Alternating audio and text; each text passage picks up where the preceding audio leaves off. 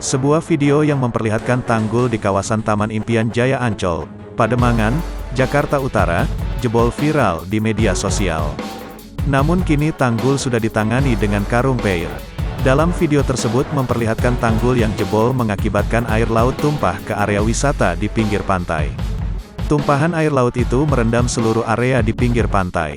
Corporate Communication PT Pembangunan Jaya Ancol Terbuka Aryadi Eko Nugroho membenarkan video yang beredar di media sosial itu.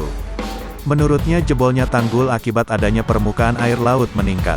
Memang betul telah terjadi limpasan air laut yang cukup tinggi karena rop masuk ke area jalan kawasan wisata, ucap Eko, Selasa, tanggal 7 Desember tahun 2021.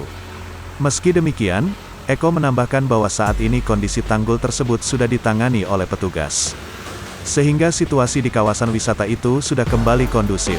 Namun hal ini sudah kami tanggulangi dengan baik dan kondisi telah normal kembali, ucap Eko. Sementara itu Lurah Ancol, Rusmin memastikan tanggul yang jebol di dalam kawasan Taman Impian Jaya Ancol sudah ditangani dengan menutupinya menggunakan karung berisi pasir.